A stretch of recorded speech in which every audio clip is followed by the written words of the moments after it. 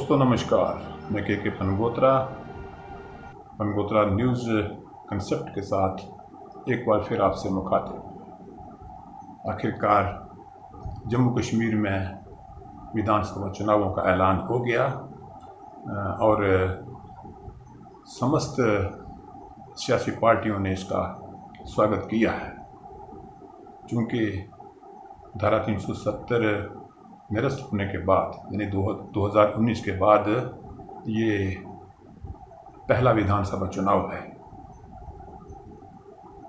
और इस चुनाव की खास बात ये है कि धारा 370 निरस्त होने के बाद भाजपा जम्मू कश्मीर में विकास को लेकर लोगों के बीच जा रही है, विकास की बात कर रही है, जबकि विरोधी दल खासकर नेशनल कॉन्फ्रेंस पीडीपी और कांग्रेस जो है वो धारा 370 के बाद हुए नुकसान की चर्चा कर रहे हैं, भूमि की चर्चा कर रहे हैं, नौकरियों की चर्चा कर रहे हैं, विशेष दर्जे के चले जाने की बात कर रहे हैं, एक स्टेट से एक राज्य से यूटी तक जम्मू कश्मीर के डिमोशन की बात कर रहे हैं और भाजपा विकास की बात कर रही है।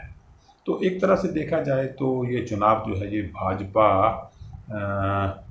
की छवि का यहाँ सवाल है और भाजपा के सामने नेशनल कॉन्फ्रेंस सबसे बड़ी चुनौती के रूप में सामने आई है।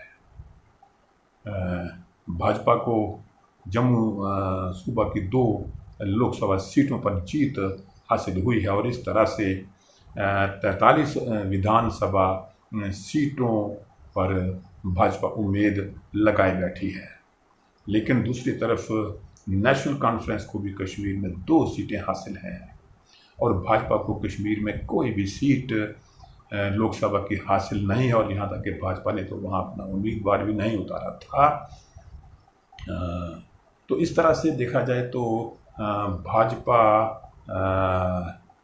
50 पार की बेशक बात कर रही है, लेकिन 50 पार इतना आसान नहीं है क्योंकि लोकसभा चुनावों में और विधानसभा चुनावों में बड़ा फ़र्क होता है। हमारे यहाँ भारत में दिल्ली इसकी एक बहुत बड़ी मिसाल है। लोकसभा चुनावों में भाजपा समस्त लोकसभा सीटें दिल्ली में हासिल कर लेती है, लेकिन जब विधानसभा की बारी आती है तो भाजपा दिल्ली में फिसडी रह जाती है। तो लोकसभा और विधानसभा चुनावों में बड़ा फ़र्क होता है और वैसे भी जम्मू की 2 सीटों में से कांग्रेस को कोई भी सीट नहीं मिली है, लेकिन कांग्रेस का वोट प्रतिशत जो है जो पिछले चुनावों के मुकाबले बड़ा है।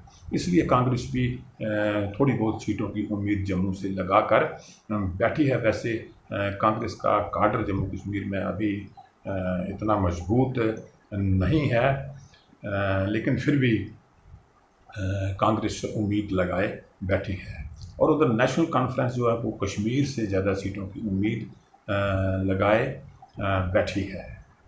तो इसीलिए ही नेशनल कॉन्फ्रेंस इस बार के विधानसभा चुनावों में किसी से कोई गठबंधन, कोई समझौता नहीं कर रही है और एकला चलो की नीति पे नेशनल कॉन्फ्रेंस बढ़ रही है। तो देखा जाए तो जम्मू कश्मीर में विधानसभा चुनावों में 2 ही पार्टियों का मुकाबला होगा, भाजपा और नेशनल कॉन्फ्रेंस। भाजपा जम्मू के बलबूते सरकार बनाने की सोच रही है और नेशनल कॉन्फ्रेंस कश्मीर के बलबूते सरकार बनाने की सोच रही है। भाजपा को ये तो मुमकिन नहीं है कि भाजपा को जम्मू सूबा की 43 की 43 सीटें मिल जाएंगी। अगर भाजपा को 43 सीटें मिल भी गई तो 46 का आंकड़ा जो है वो बनाने के लिए 3-4 सीटें जो है वो कश्मीर से उम्मीद भाजपा को रहती है। नेशनल कॉन्फ्रेंस भी यही सोच रही है कि कश्मीर से उसको ज़्यादा सीटें मिलेंगी, कुछ जम्मू से मिल जाएंगी और अगर कांग्रेस ने कुछ सीटें हासिल कर ली तो उनसे मिल के सरकार बनाएगी। तो एक तरह से देखा जाए तो इन चुनावों में भाजपा की जो छवि है वो दांव पर है। अगर भाजपा जम्मू कश्मीर में एक मजबूत सरकार बना लेती है तो फिर ये समझा जा सकता है कि धारा 370 का निरस्तीकरण और उसके बाद जो भी बदलाव हुए या उसके बाद जो जिस भी विकास की बात भाजपा कर रही है उसका लोगों ने खुलकर स्वागत किया है समूचे तौर पे। अगर भाजपा सरकार बनाती है और अगर भाजपा की सरकार नहीं बनती तो फिर यही समझा जा सकता है कि 370 का हटना और उसके बाद जिस विकास की भाजपा बात करती है वो लोगों को स्वीकार नहीं है।